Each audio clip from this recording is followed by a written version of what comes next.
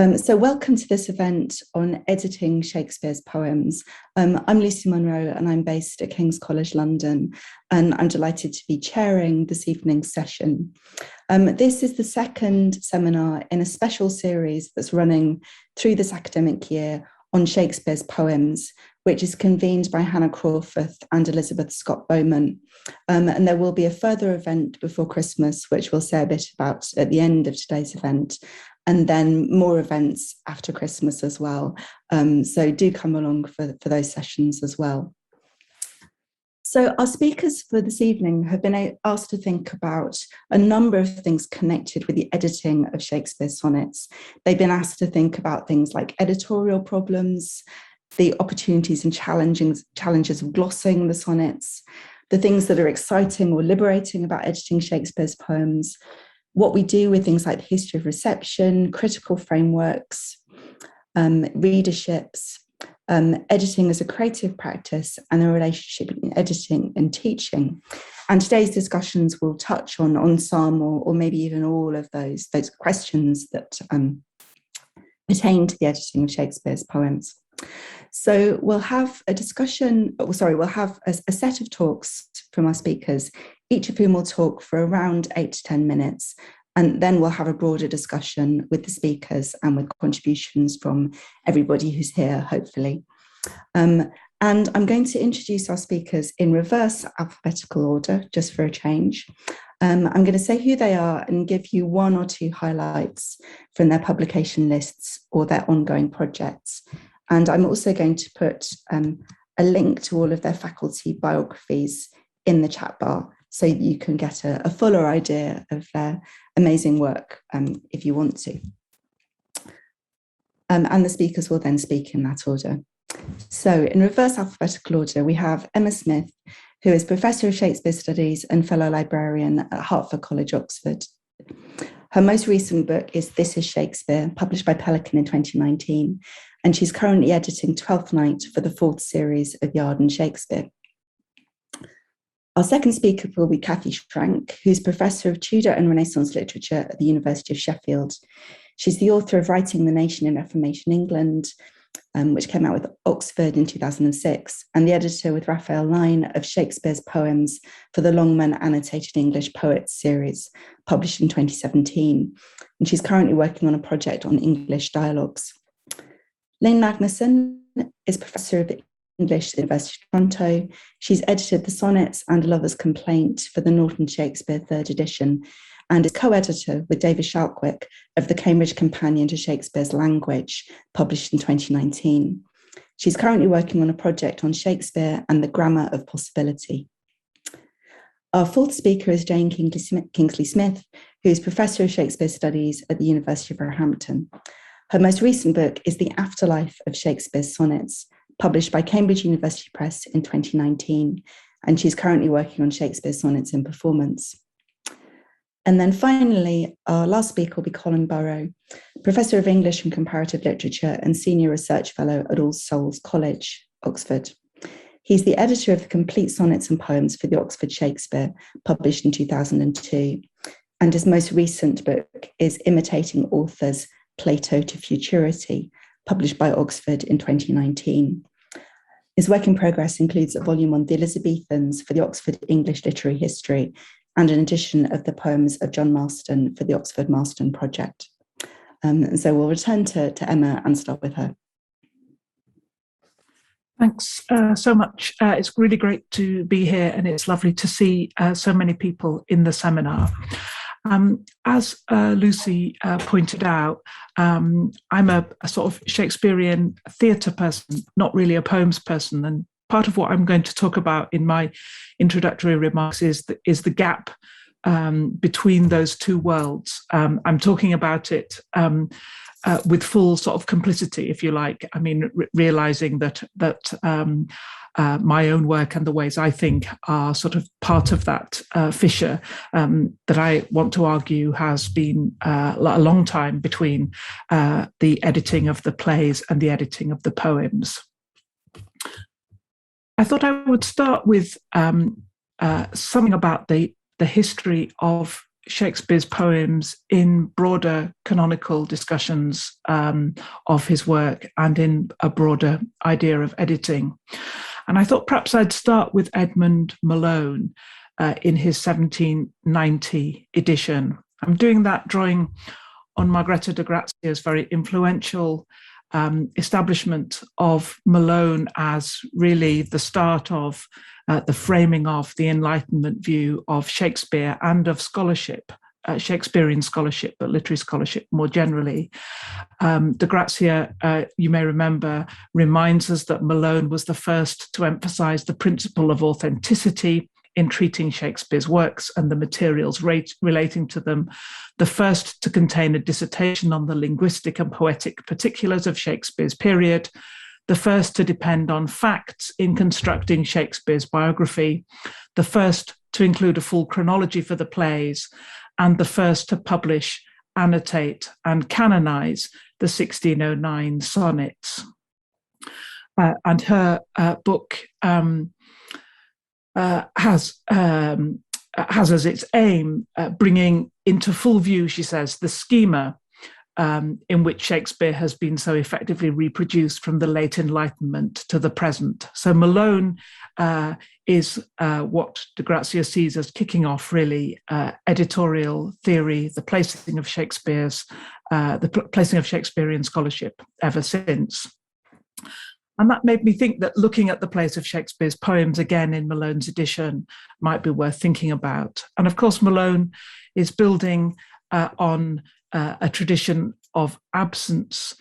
The poems, Shakespeare's poems, were not, of course, included in the first folio or in any of the other 17th century folios, and nor were the poems immediately included in Rowe's transformative 1709 edition, nor in Pope, nor in Theobald. They were typically an add-on to editions during the 18th century. If you ever try and look up 18th century editions in any library catalogue, you'll see there's just a huge confusion of reprints and enlargements and retreads. And one of the enlargements was very frequently putting in the poems, a volume about the poems. So for Malone, in his 1790 edition, volume 10 of the edition entitled The Plays and Poems of William Shakespeare, so the Plays and Poems of William Shakespeare, gives us a slightly odd contents list. This is volume 10 then of Malone's edition, volume 10 of Malone's edition. Venus and Adonis, The Rape of Lucrece, the Sonnets, The Passionate Pilgrim, A Lover's Complaint, Titus Andronicus, Romeus and Juliet. Venus and Adonis, Rape of Lucrece, Sonnets, The Passionate Pilgrim, A Lover's Complaint, Titus Andronicus, Romeus and Juliet. It's a really, really strange volume, this final volume of Malone's edition. He begins with a very long memoir of the Earl of Southampton, including dedicatory verses taken from other texts by Samuel Daniel and by John Beaumont.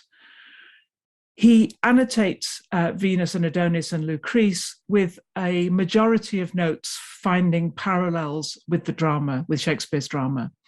There are some occasional references to Spenser and Marlowe, but the majority of Malone's notes draw out analogues, similarities of phrasing, or corroborating passages in the plays. Malone introduces the sonnets. Remember, de Grazia credits him with being the first to publish, annotate, and canonize the sonnets. Malone introduces the sonnets by noting the general style of these plays and the numerous passages in them which remind us of our author's plays leave not the smallest doubt of their authenticity. So again, the sonnets are authenticated, the sonnets claims on our attention are with the ways, come from the ways in which they remind us of our author's plays. The poems are secured then through reference to the plays, all of which come before them in the 10-volume edition, even though, of course, most of them post-date Venus and Adonis and Lucrece.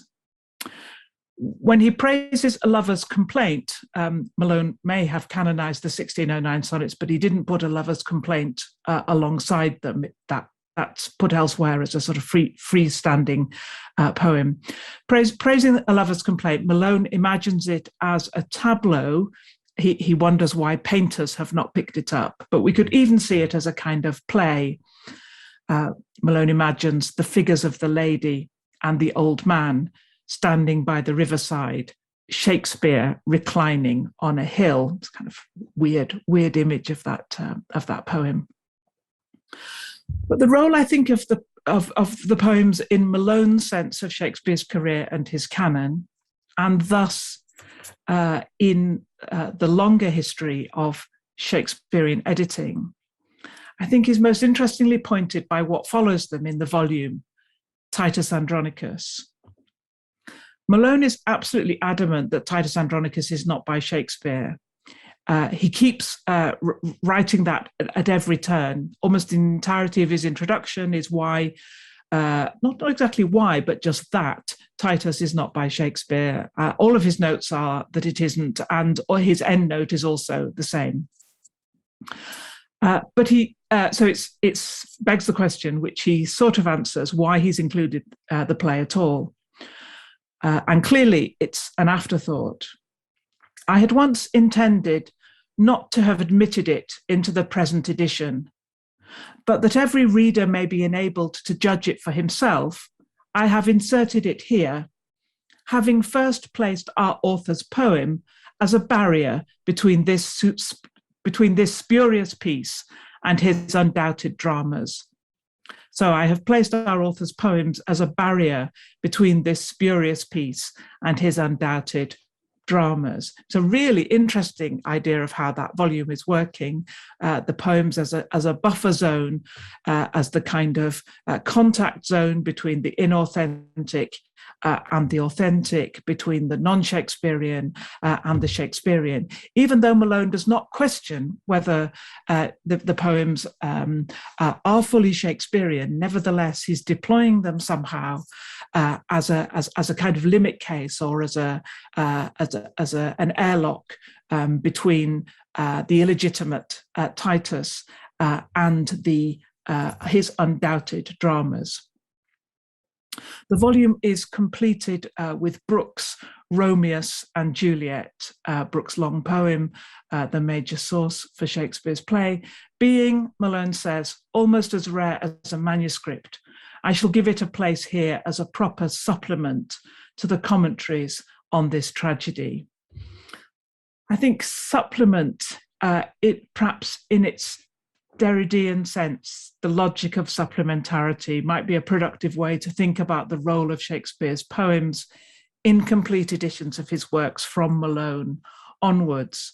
Derrida sees the supplement, doesn't he, as both a plenitude on a plenitude and a compensation for a lack. A plenitude on a plenitude and a compensation for a lack. Malone's final volume picks up the poems rather as an afterthought, just as he includes Titus as a kind of afterthought. But they're also doing this interesting work in patrolling some margin of the canon for his edition. I just want to say really quickly a couple of things that I think are the consequences of the sort of editorial assumptions, the editorial history that Malone inaugurates. The two consequences of that that maybe we'll have a chance to think about during this roundtable. Firstly, the poems of Shakespeare have never been part of the long and energetic debates about editing that animated the 18th century and again animated the new bibliography of the 20th century. Textual studies, Shakespearean textual studies have been completely preoccupied, I think, with the first folio and then with the idea of theatre. And the key new bibliographers in the early part of the 20th century were really almost entirely uninterested in the poems. W. Gregg, for instance, who writes on just about everything, never writes on Shakespeare's poetry. And I think that's meant that there hasn't been all that much of the revisionist work as part of the new textual criticism that has engaged with the poems as interesting editorial cases either.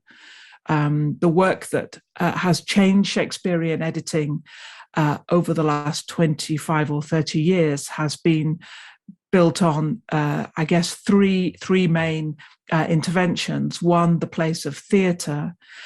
Two, ideas about revision. And thirdly, and most prominently perhaps now, attribution and collaboration studies. And I think this does mean that some of the protocols and the priorities that have been identified as top of the list in Shakespearean textual studies don't fit the editing of the poems in some really interesting and some really enabling ways. This isn't something that's missing. In fact, it's a space, I think, that editing the poems can occupy.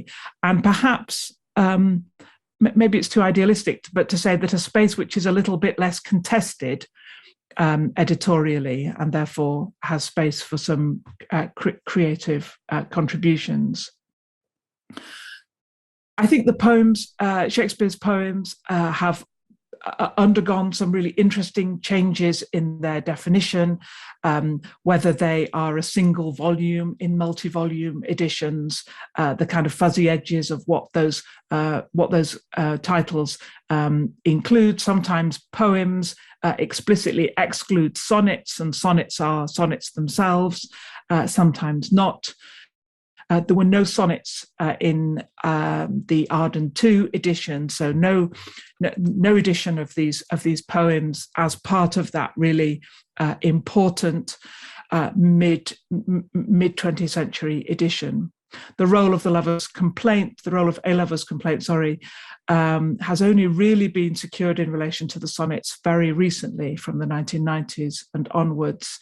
In fact, counter to Malone, Titus Andronicus's place in the canon perhaps has become rather more assured in certain ways than that of Shakespeare's poems. And the second, maybe just a little bit more briefly, that maybe one consequence of the poems being kind of hived off from some of the editorial energy and dispute that's gone into the editing of Shakespeare's plays. Perhaps in editorial terms, we should be looking to other editorial projects to give us the models rather than the Shakespearean canon. I wonder if there is any collected edition that has, I'd be really interested to hear Lynne talk about this, that has really felt that the poems were front and center of that volume rather than being slightly on the edges or a slightly different kettle of fish. And so it may be that some of the other editing projects which have been so transformative, I was thinking about the Poulter project just because I've been using it with students today, might be more useful models than what's been done in the Shakespearean canon. So I suppose my contribution then to this, to kick off the round table, has just been to notice the marginal position of the poems in histories of Shakespearean editing, and to begin to think about what kind of opportunities and space that offers for a 21st century editing, which is not necessarily quite so enmeshed and bogged down by that long and continuous and contentious history that attaches to the plays. Thank you. Thank you very much. We're just doing a little bit of host swapping, and our second speaker will be Cathy Schrank. Cathy, you're on mute. Sorry, elementary. I will have a PowerPoint to share. I think I'm allowed to share it now. It won't be relevant for the first bit, so I've just kind of got a sort of placeholder type of slide up there, but we'll come to it a bit later on. So for me, one of the challenges of editing the poems was actually getting started in the first place. It was partly a question of guilt. Did the world really need another edition of Shakespeare's poems, particularly when, one, they were already such outstanding ones, not least of all Colin's, already in print, and secondly, there are so many other authors and texts badly in need of decent editions. And as someone who, prior to my Longman edition, had pretty much pinned my scholarly colours to neglected underdogs, usually called Thomas, this did feel like a bit of treachery. I quelled my guilt by reasoning that if I turned down the opportunity, it wouldn't save the world from another edition of Shakespeare. But if I did it rather than someone else, then at least there was a chance that some of the earlier, more obscure material might frame or sneak into that edition. I also felt rather underqualified. My only practical editing experience prior to that was an edition for Globe Quartos, which was deliberately based on one copy, not even one text, it was one copy, and eschewed any kind of collation. But I do think that's the case for quite a lot of editors. We're learning on the jobs, making mistakes, hopefully early on in the process, taking advice and talking things through with other editors. And it's only other editors who will really share your pain and your despair or irrational excitements. With Shakespeare, there's obviously this incredibly long editorial tradition that Emma's just been talking about. And in many ways, that's wonderful. Our Longman edition was most definitely indebted to generations of superb scholarship, but the weight and authority of that tradition does pose its own challenges. On the one hand, the risk of flashy innovation just for the sake of being different. On the other, complacently going along with the consensus or of not noticing that something needs rethinking.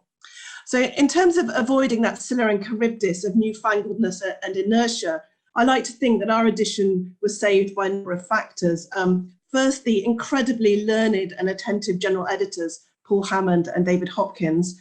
Secondly, the fact that it took an inordinately long time to do it, which allowed thoughts to mature, rash decisions to be revoked, and confidence about the whole process to grow.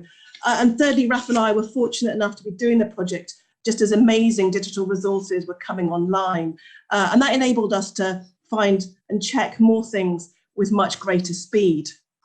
In terms of the particular challenges of editing Shakespeare's sonnets, I was struck how meaning frequently slipped away once you really focused on a poem.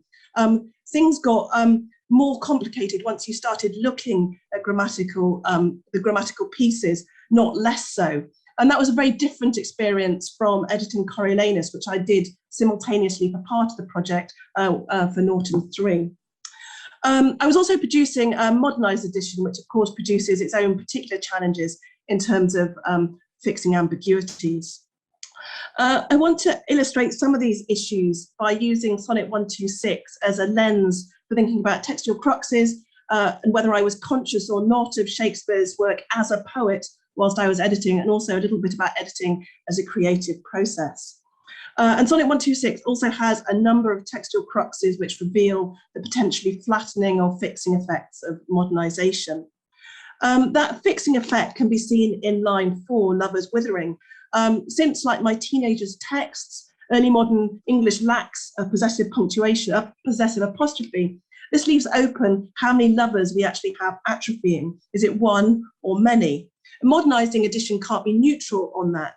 There's no possibility of sitting on the fence, just as there isn't when annotating. There's no term for describing friend, youth, lover, etc., that doesn't take up some kind of position on that relationship. Editors, in this case, don't tend to add apostrophes, but it is a grammatical option that's open to them. The very first textual crux, though, by my reckoning, comes in line 2 with sickle hour. In the original, we've got a neat visual symmetry between fickle and sickle with its long S, which is obviously lost in a modern typeface, even if you retain the original spelling. But in the quarto, that potential parallelism is disrupted by that comma, which makes sickle hour 2 nouns rather than an adjective plus noun, as in fickle glass. So in Q, the reading becomes a list of 3 things attached to time, as hourglass, sickle, and hour, where the reference to hour rather seems redundant. So our edition consequently followed an editorial tradition of removing that comma so that we end up with a noun phrase, sickle hour, the moment of death when time cuts us down with his sickle, which resonates with the use of hour to mean appointed time, as in measure for measure, she's near her hour. That is what we seem to have here, is a poet fighting compositor, the former creating an unusual phrase, the latter making it more humdrum and getting heavy-handed with punctuation in the process. And the punctuation in this sonnet does get a bit over-enthusiastic. as with that full stop after skill at the end of line 7, which makes a nonsense of the syntax.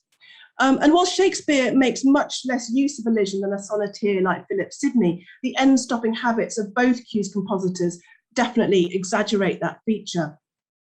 Having a comma between sickle and hour also affects the rhythm of the line in rather unsatisfying ways, since it necessitates a pause before the final syllable of the line. There are a number of instances in the sonnets where there's a pause 2 or 3 syllables before the end of the line. However, the only time that a pause is required before a single syllable is in sonnet 129, where the effect is softened by that propulsion of the elision into the next line, lust is perjured. And that simply isn't the case in sonnet 126, where the single syllable just sounds awkward. Which makes my response to Hannah's and Lizzie's question both broader and narrower. Was I conscious of Shakespeare's work as a poet when editing? I like to think that I was, or tried to be, but it was often in moments of seeming tussle, as here, that this came into focus, when, as an editor, you're working as a detective come archaeologist, scraping back the layers to try and piece together how a decision might have been made. Is it a piece of turned type, a misreading of secretary hand, and so on. Thinking about copyists and compositors and what they might have done to the manuscript in front of them certainly helped me think about one of the sonnet's other textual cruxes, where again our edition follows others in its emendation. As you can see, Q has minwit or minute, a fairly standard variant spelling, and most editors amend as here to minutes in the plural on the ground that an error may have arisen. One, because the compositor misread an ES hook at the end of minutes as an E, which he then dropped as a redundant terminal letter. And the terminal E does start to fall away towards the end of the 16th century. Or secondly, the compositor originally set minutes kill as minute skill, possibly as the result of an I skip to the line above, and then correcting the line, mistakenly removed the S rather than readjusting spacing. The final textual issue I want to discuss is where I teetered on the edge of what was potentially a reckless innovation until I was firmly and sensibly restrained by my general editors. And this is going to be a little bit of a confession. And the moment hinges on the enigma of at line 12. So render has a number of potential meanings, including relinquish or surrender, where the final line could be paraphrased as nature's closing her account is to relinquish you. But Shakespeare very rarely uses the verb render with only a direct object. Rather, in the vast majority of cases, render is used with an indirect as well as a direct object, as in render me thanks, so render to me thanks. Another potential meaning of render, though, is make, as in Brutus's render me worthy, but that requires an adjective to complete the phrase. And suffering towards the end of the process by a clear editorial rush of blood to the head, my solution to this adjectival lack was to move the final full stop after what would be the end of line 14, pulling the parenthesis within the syntax of the poem, and in the process declaring those brackets a deliberate authorial maneuver rather than a copyist or compositor using them to signal that something was missing. So read in this way, those empty brackets function as an adjective. Nature renders her account, settles her account by rendering the lovely boy a blank, an almost vengeful act of erasure when letters are scraped off the page with a sharp implement, as seen on the slide, an action to which Shakespeare refers at various points across his works, as in the painful warrior who's razored quite from the Book of Honour, or the written troubles of the brain that Macbeth wishes to raze out, and so on. I think here my thwarted scheme for Sonnet 126 may have got dangerously close to editing as a rather too creative practice. However, it highlights a number of things. First, the interpretive impact of even seemingly small moves, in this case, one dot of type, and frequently the distinction between accidentals and substantives made by W.W. Gregg just doesn't hold up. Punctuation matters, it shapes sense, it alters sense. So we need to think as carefully about altering punctuation as we do to changing the words on the page. Secondly, this reveals the negotiated element of most editions. The editor doesn't have a total free rein. And on the slide throughout, I've been deliberately showing the 1609 sonnet in context, topped and tailed by other sonnets, rather than, as in our edition, sort of isolated from its fellow sonnets and instead surrounded by glosses. That's not to reify the original and say that we shouldn't do editing. There are practical reasons due to length why Q's printers didn't print one sonnet per page as they did with shorter collections. And when reading for academic purposes in the 21st century, the Longman layout is similarly practical. But the experience of reading is undoubtedly different. There are losses as well as gains. And those kinds of decisions about mise en page do need to be considered and negotiated too. But I'm out of time, so I'm going to stop there and I'll stop sharing the screen as well. Lovely, thank you. We're going to do another little dance of the handover, and then our third speaker will be Lynne Magnusson.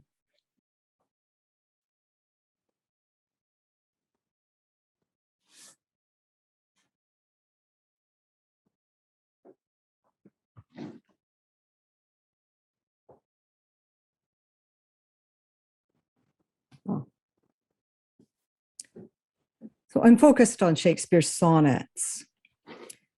Future events.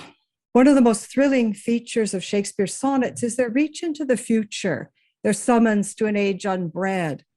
They summon us as eyes not yet created, as future readers and perhaps editors of the material text, attentive to the black ink of their colons, letters, and words.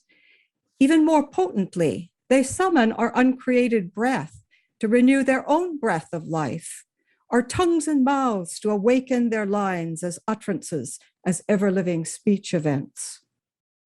Teaching an advanced undergraduate seminar just on Shakespeare's sonnets has brought home to me how sonnet editions can both serve and impede this renewal. In the main, the wonderful range of existing editions serves us very well. This is the only course where my textbook order is for 3 separate required and changing editions of the same literary work. It reminds me of how well edited and thoughtfully annotated the sonnets have been, and how for much of the 20th century, the edition overshadowed the book or article as the locus for invention in relation to this Shakespearean work. Bringing Burrows, Booths, and Wendler's very different takes into conversation grounds students' own responses in a base of learning, while also authorizing their own sonnet encounters as the future speech events that Colin Burrow has so elegantly theorized in his essay in States of Play. Impediments. Still, the expansive apparatus of even our outstanding 20th century editions, taken together with the eccentricities of sonnet reception history, sometimes impedes fresh reading. The main problem is the replay of entrenched narratives and stock characters. As I teach, I find myself working at undoing. Worse, I often feel positioned to be undoing, but I'm simultaneously having to do to bring students with little background up to speed. It reminds me of Shakespeare's negating trope of the type, unbless some mother in Sonnet 3, a trope that puts the thing that doesn't exist squarely on the page. I find it hard not to spend time introducing, for example, the pesky phantom earls, or giving an account of the fair friend and lady sonnet division and other standard stories you all know. I think 21st century editions need to undo some of these accretions in such a way that a next generation of readers won't be trained into seeing them when they're not actually on the page. My own contribution as a sonnet editor, is limited in scope. I was text editor of the Norton Shakespeare 3E. What's unusual in what I did is my heeding Sonia Matsai's call to edit paratext. I accepted scholarly arguments that Master WH is a print house error for Master WS, that is Shakespeare. My hope is this helps future readers to see something in Thorpe's commendatory greeting and in its interplay with Shakespeare's sonnets that is not the phantom earls. Sorry. As it stands, many read in Thorpe's greeting what is not, what I take not to be on the page, that is, decorous address to nobility. This construction adds up to tacit editing.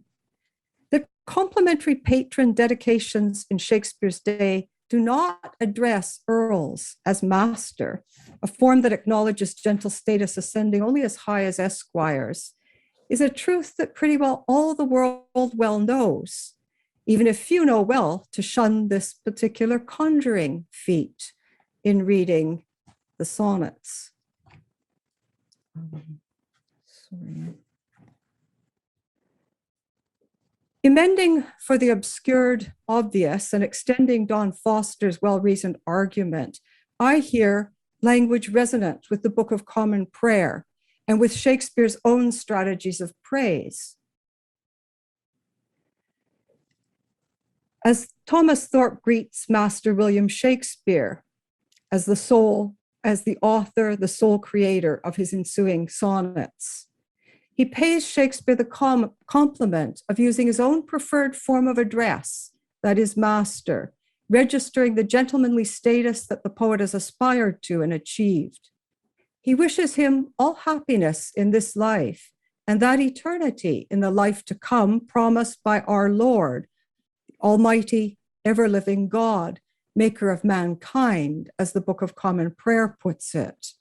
And I think with the pairing of proximal these, pointing to ensuing text and distal that, pointing outside the text, Thorpe compliments Shakespeare by imitating his own language game of deictic contrast. I'd viewed misreading I'd explained it as misreading the manuscript capital S as the likely source of error. But preparing for this session prompted a different conjecture that I'm going to test out here. Depends on the lay of the case.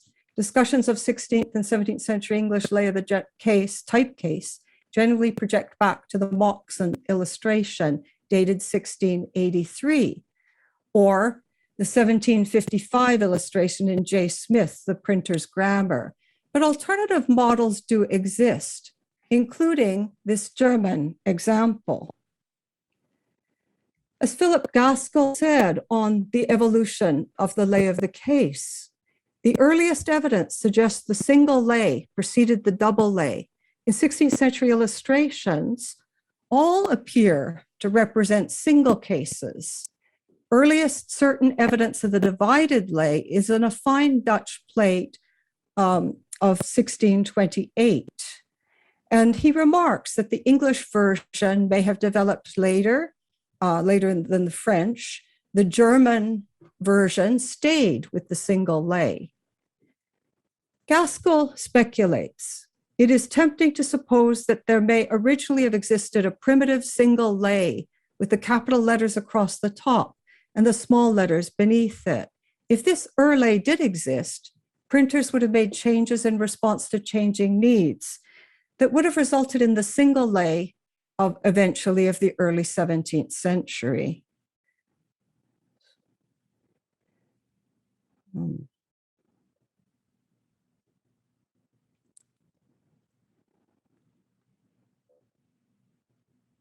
Sorry, I've lost one of my slides. It just appeared and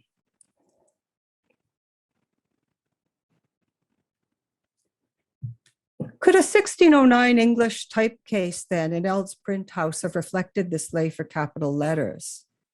Might a compositor then have overreached to the wrong box or have erroneously returned an H to an S? Okay, that's my conjecture. And part 3 of my talk, of my remarks, celebrating new directions. I'll end by pointing to directions in recent work that have opened for my students and myself a much wider door to sonnet futures. In this century, unlike the last, it does seem that inventive criticism is leading the way to inventive editing. I'd especially single out the outstanding work on sonnet rewritings and afterlives. It is reinventing the context in which the sonnets take shape as future speech events. When I put the book on the reading list, I wasn't sure my students would fully appreciate Jane Kingsley-Smith's hugely original book, The Afterlife of Shakespeare's Sonnets, given its scholarly depth. But they loved its detailed vision of diverse and radical identities that have found voice in the sonnets, as they also loved its call for the future to disperse, fragment, and revoice the sonnets. What will future editors make of that call? Similarly, I didn't at first think of Hannah Crawforth and Elizabeth Scott Bowman's book on Shakespeare's Sonnets, A Poet's Celebration, as a Shakespeare edition. But weaving selected sonnets among new poets' work, it is a new kind of Shakespeare edition, one that points forward to other fruitful ways to edit Shakespeare's sonnets in conversation with recreated verse. One other fruitful direction in sonnet criticism, modeled in work like David Skolquick's Speech and Performance in Shakespeare's Sonnets and Plays, has been to bring Shakespeare's sonnet texts into conversation with his dramatic texts and their invented situations.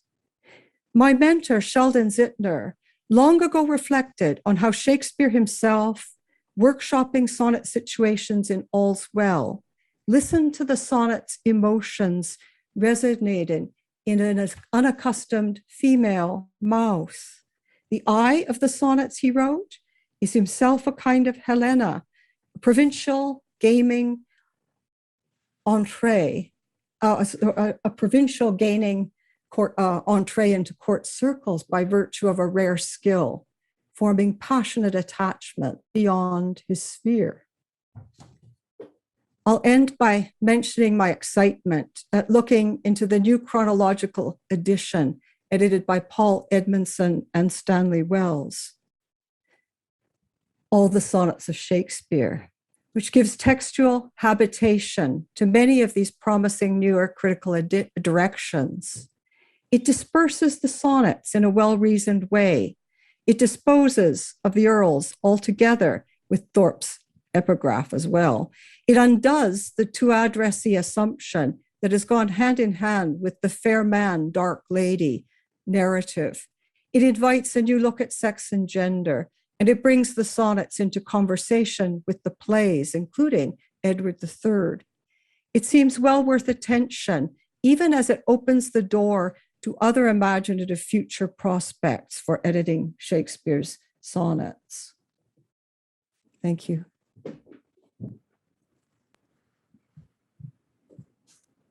Thank you very much indeed. Again, we'll have the little handover, and then our next speaker will be Jane Kingsley-Smith, who we've just been hearing about, in fact.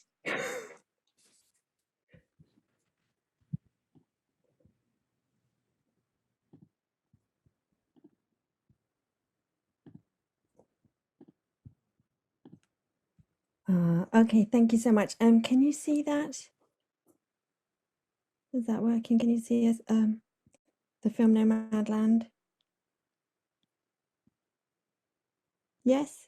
Oh, hang on. It hasn't come up yet, Jane, for me. Oh, okay. Hang on, let me try again. It said you were sharing screen, but then it just came out blank. Okay, let's have another go. Has that worked? It says that you've started screen sharing. Oh my God. Hang on. All right, let me try one more time. If it doesn't work, we can put the link in the chat bar and people can get it up in a separate window. Yeah. Yeah, okay, I might have to do that. Sorry. As is always the way with these things, this worked when we tried before the session started. 2 minutes ago, and now it doesn't. Okay. So first of all, I do need to just go and have a lie down at Lynne saying such a lovely thing to me. So, you know, you'll have to cope with my being totally overwhelmed by her saying that, which is so wonderful. I did want to show you a clip from Nomad Land, but I'm going to have to talk about it instead, but I think Lucy can put it in the chat, so maybe you can have a look at it.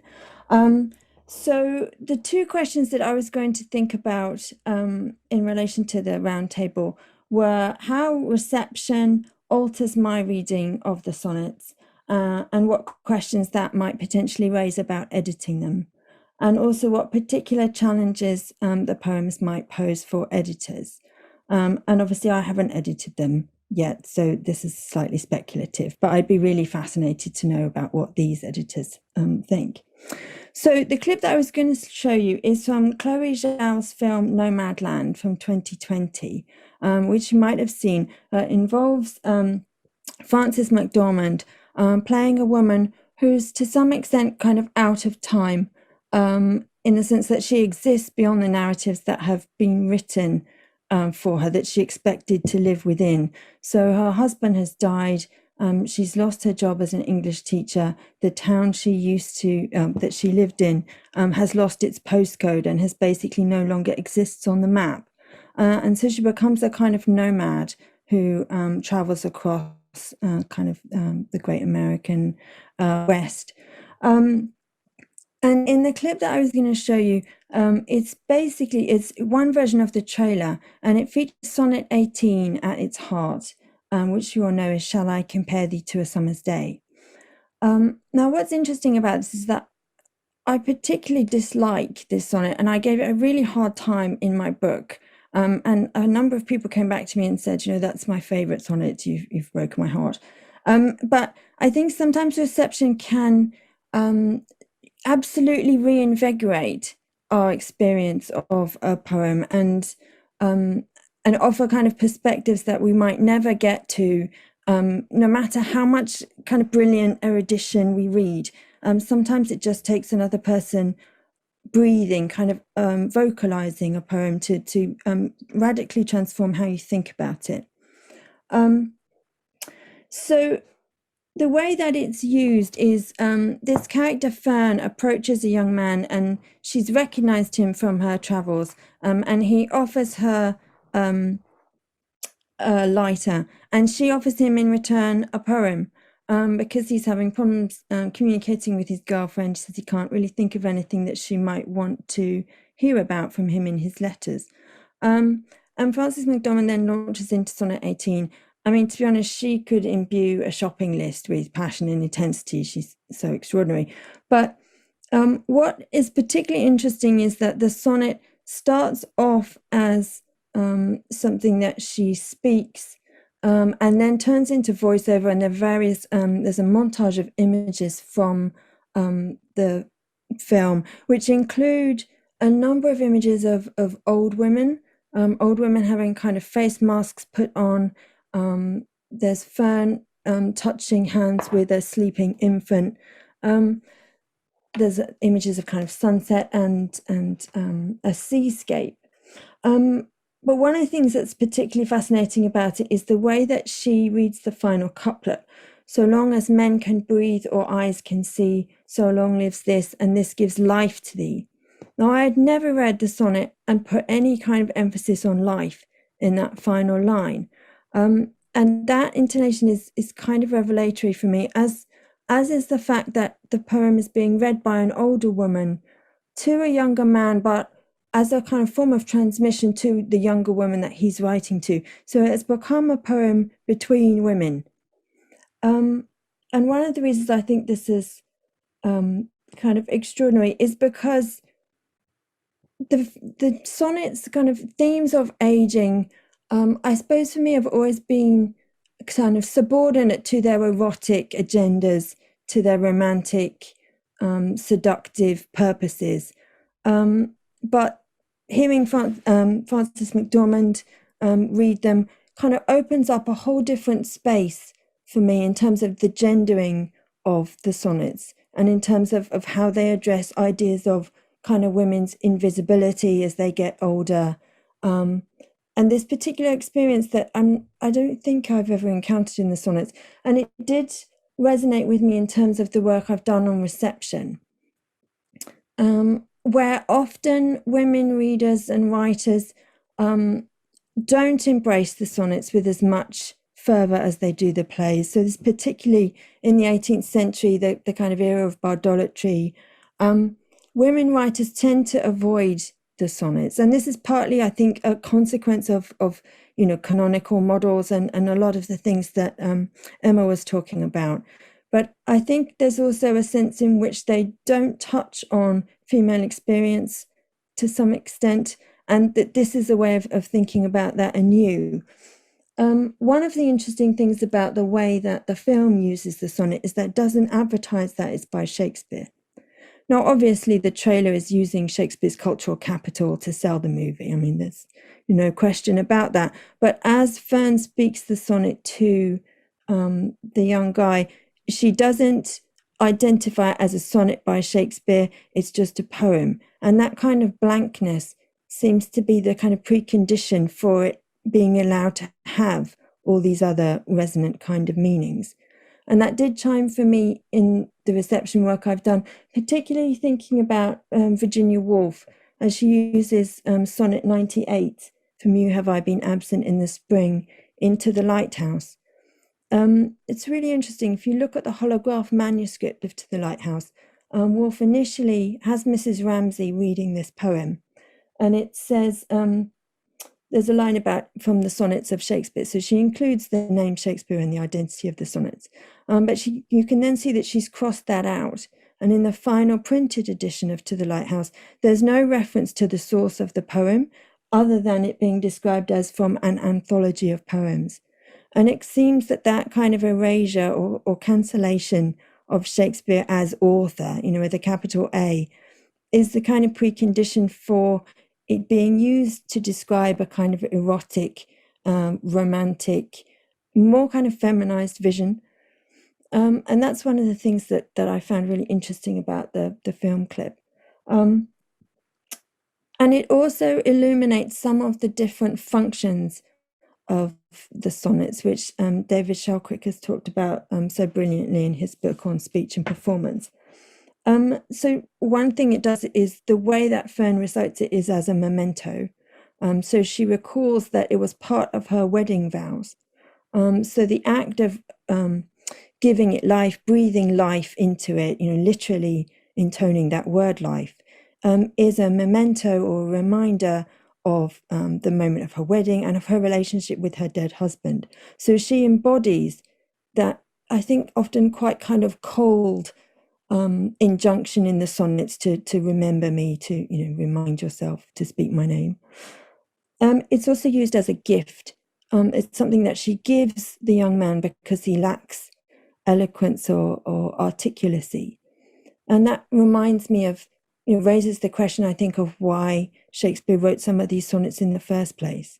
It seems entirely likely to me that some of them were written on commission, that they're supposed to articulate the desires or wishes of somebody else. And also the notion that it's a vow, that it represents a kind of promise, and a promise not only of love, but of memorialization, which again, the film kind of fulfills.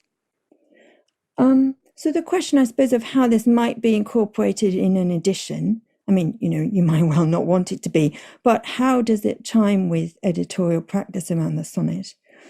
Catherine Duncan-Jones, I think, probably gets closest to it. I'm sorry, I haven't done a survey of everybody's edition, so please tell me if I've omitted yours. But she talks about lines 7 to 8 in Sonnet 18, which you might remember. "And every fair from fair sometime declines, by chance or nature's changing course untrimmed." And Catherine Duncan-Jones' note is, "There may be an allusion to menstruation or monthly courses in nature's changing course, implying that the youth transcends the physiological variability of female love objects." That's really fascinating because I hadn't thought of course in that way, but in the context of the film, the idea of nature's changing course, untrimming a woman in terms of her beauty, perhaps in terms of the natural processes of pregnancy and childbirth and menstruation and menopause. Shakespeare's poem about menopause, but this idea that there's a much broader range of meanings that we could draw upon. So although Catherine Duncan-Jones is opening that up a little bit, one thing that she's trying to do is to make a clear distinction between the male addressee and the fair, which symbolizes women there. So every fair from fair sometime declines. So she's suggesting that the young man transcends the physiological variability of female love objects. Now, for me, that's a reading that is too reliant on this distinction between a sequence addressed to a man and a sequence addressed to a woman that Emma was talking about. And one of the things that I tried to do in the book is really to probe a little bit more about why that bipartite division exists and how helpful that actually is. And I think this does raise kind of other questions that I'm interested in, which is firstly, what are we editing when we edit the sonnets? Well, most obviously, we're editing the 1609 quarto, because that's the only text we have from Shakespeare's lifetime. And that brings with it a sequence, an arrangement of lyrics that have relationships with each other and that require perhaps, that might require a particular kind of spacing to recall the initial experience of reading the sonnets. But at the same time, if you are attentive to their reception history, there's a whole other kind of body of sonnets which are circulating individually, maybe in pairs, but certainly not circulating in sequences. You know, most of the reception history is around particular lyrics. It's not really around this kind of long sequence. So for me, editing the sonnets, you have to kind of bear both of those in mind, that you've got the quarto, which you're editing, but you're also editing a kind of reception history as well. One of the things that I admire about Cathy and Raphael's edition is their use of Benson, because Benson's 1640 edition really tried to make a miscellany out of the sonnets, which I think is very persuasive. And it does also raise the question, I think, of how much space do the sonnets need? And I mean this in terms of physical layout, as well as in terms of kind of thinking about them as discrete textual kind of objects. And Lynne has already mentioned all the sonnets of Shakespeare. One of the wonderful things that I think about this book is its use of paraphrases. So it does this extraordinary thing of providing a one-line paraphrase of the sonnet, which is an extraordinarily bold thing to do. But one of the I think perhaps unintended effects of that is to make the sonnet itself kind of burst into a kind of noisy, vital life, which sometimes it doesn't have for me on the page, because the kind of weight of all the annotation, as wonderful and brilliant as it is, can sometimes seem to kind of minimize or silence the sonnet, which becomes this slightly diminished kind of object. But when you have a one-line paraphrase, you're just inevitably going to disagree with the paraphrase, and all your feelings that, you know, that's not right, allow you to kind of have these urgent conversations with the sonnet. So I suppose that's one of the kind of questions that I would want to leave the panel with. You know, what are we editing? How much annotation is the right amount? And probably finally, how should we be paying more attention to the performance of the sonnets? How do the sonnets actually advertise themselves as things to be spoken? Do they actually need stage directions when we edit them? You know, is there a way in which our editing should actually reflect the way we edit plays a little bit more? But anyway, I'm going to pause there. Thank you. Thank you very much indeed. And we're just going to do our final handover to our final speaker, Colin Burrow. Thanks very much indeed. I shall just share, I hope, my screen. Is that visible to people? Good. Well, coming last means I have nothing left to say, really. So I thought I'd make a few confessions. First one, I think, the most important one, is that the edition of the poems and sonnets that appeared in 2002 was basically a mistake. I'd written an article about the sources of Venus and Adonis a few years before, and I think the only person who ever read it was Stanley Wells. Rise, Stanley. And on the back of that, he asked me to edit Shakespeare's narrative poems because nobody else was very keen on doing it for the Oxford Shakespeare, which was principally a theatrically based edition. And the poems were indeed a sort of leftover at the end of it. But Stanley then got wind of the fact that Katherine Duncan Jones was editing both the narrative poems and the sonnets, and he thought that she was going to do that all in one volume. So he came back to me, having not found anyone to edit the sonnets either, and said, could you do the sonnets as well? And I, being very young and extremely foolish, said, yeah, sure. So I started on this thing without realizing how difficult it was, or in some ways what a huge opportunity it was, because I was downstream of a lot of really terrific editions like Booth's and Kerrigan's.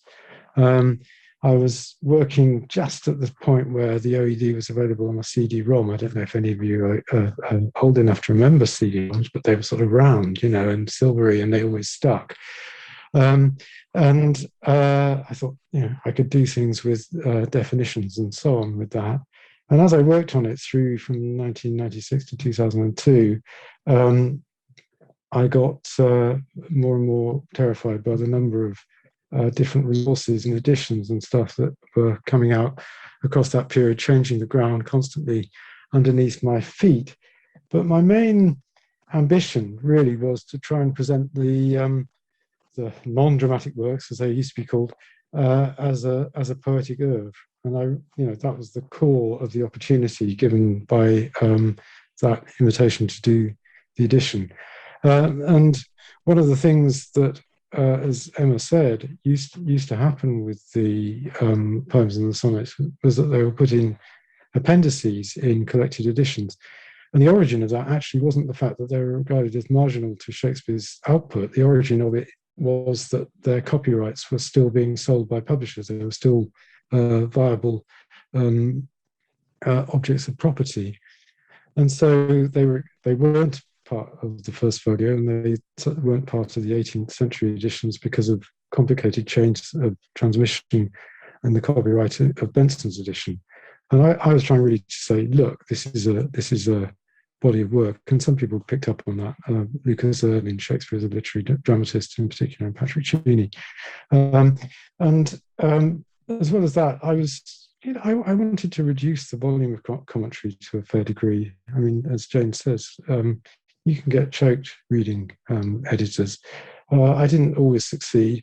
Fortunately, OUP didn't tell me when I began that they were going to put a sonnet on a page and give me the whole facing verso for my comments. Otherwise, I'd have filled always the facing verso each time, but they didn't tell me that, mercifully, so I didn't. And some of the poems have relatively short notes as a result. And I also wanted, you know, in the way one does, to make it all incredibly exciting by doing the perfect glosses and showing the complexities of Q. And then, like all editors, you want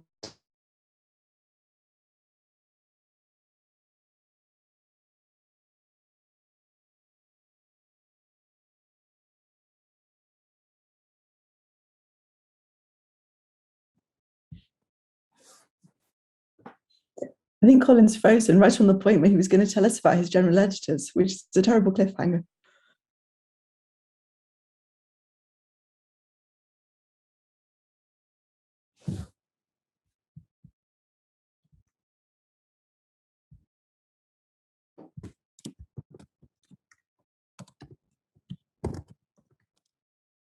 It was so exciting too.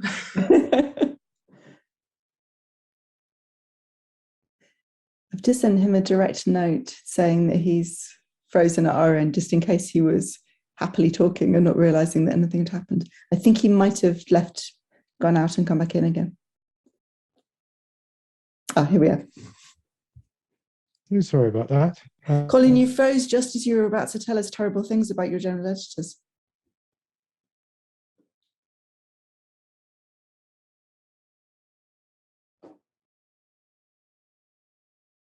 He's frozen again.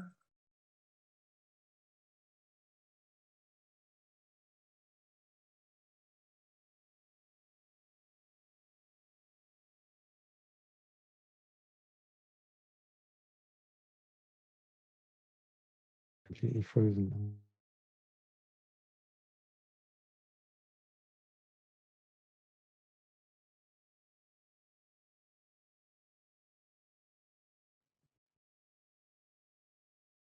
Right, I'm back. Am I audible? Could somebody make me? Ah, okay, thank you. I think roughly where I got to at the point where it all started going wrong was talking about the happy day of publication in 2002 when I showed the book to my sons, who were then 6, and they gave the perfect response, which, why you have to have children. And it's true, it took all their life for me to do that. And I think that comment is very wise, because editors are really fool guys. I mean, what you do when you're editing is you agonize and you scruple. You have new ideas, as Cathy was saying, and you think, oh, I'll do that. And then you think, no, I'll end up doing more or less what everyone else has done, because clearly it's wise, because everybody else has done it. And then you get criticized for doing what everybody else has done.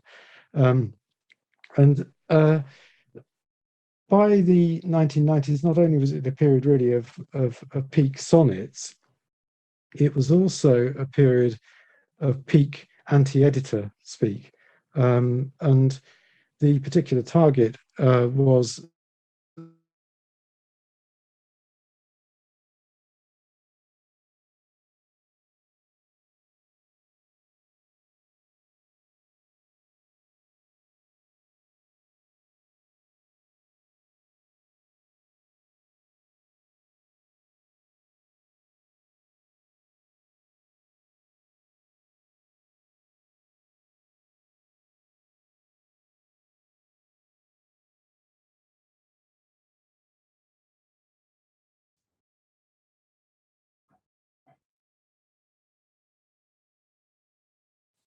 I suspect the problem's at Colin's end, but maybe I don't know whether it'll help if all of us turn our cameras off and leave him with his on.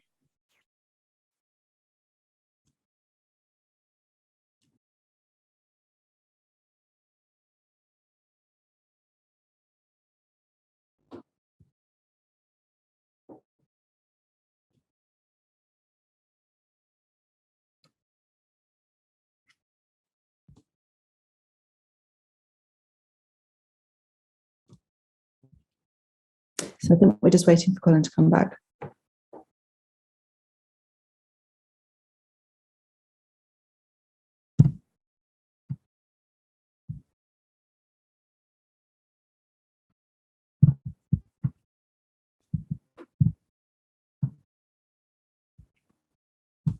So, Colin, we've tried turning some of the rest of the cameras off to see if that kind of helps.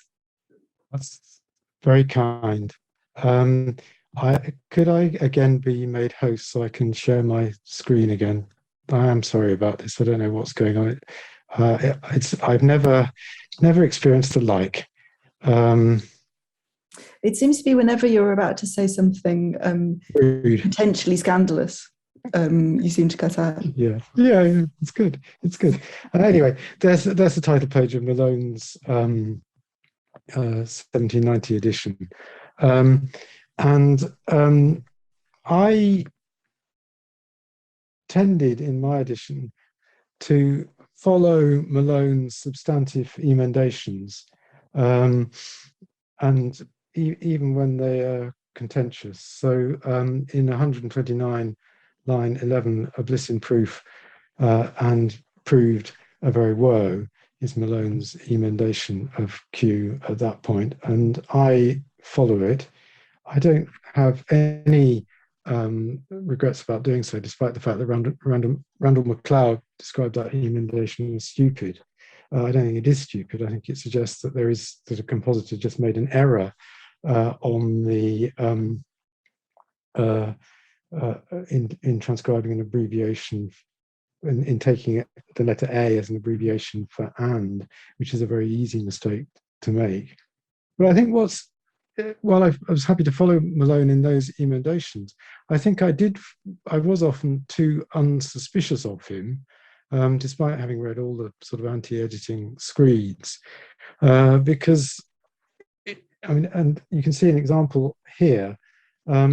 He quotes, the quarto is here evidently corrupt. He says it reads and proved and very woe. Well, if you look at the quarto, it doesn't read and proved and very woe. It actually reads and proud and very woe. And Malone is modernizing it instinctively, and he's modernizing away the word proud. And in the context of a poem which is about rampant sexual desire, doing so is a bit risky, really, because proud can mean erect. And that sense is clearly hovering, as it were, in the background of the poem. And yet he just wants to get rid of it. And modernization does involve those losses, but one should at least be conscious when one's doing them. And a more insidious example of Malone's emendations, which don't look like emendations, which I followed and I regret having followed really, is in Sonnet 20, which is a hard poem to edit.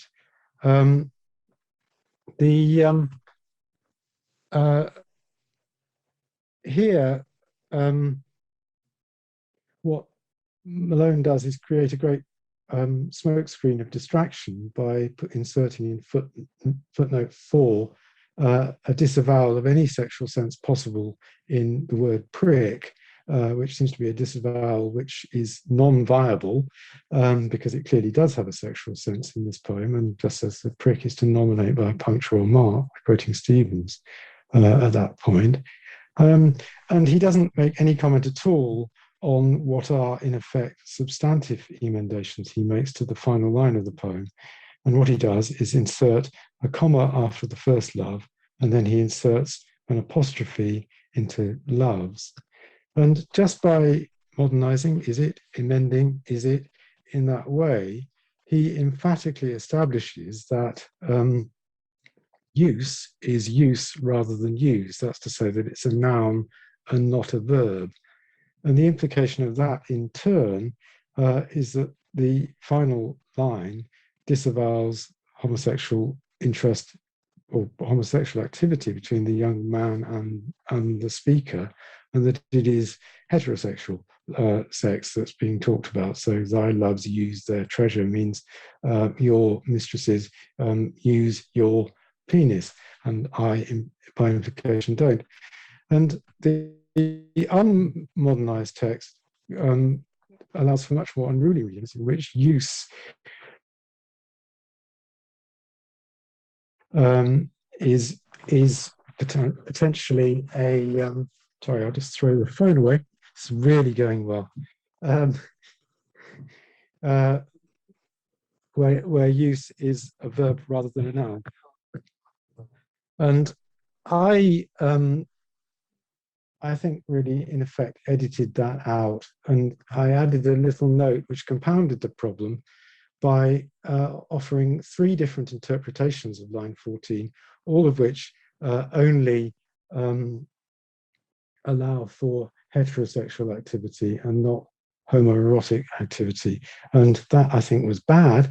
But I do put in that little tantalizing cross-reference to introduction, page 130, which I put up before you. Page 130, the introduction is a cracker. It contains the sentence, and the range of possible sentences is so broad that to grasp it makes any single circumambient reality dissolve. I mean, wow, you really get value for money in that sentence. But I also quote Orgel and his explication of how use can function as a verb in that sonnet. And I think if I were editing it now, I would not have created that division between the introduction with its discussion of homoeroticism and the annotations which keep homoeroticism out of the air.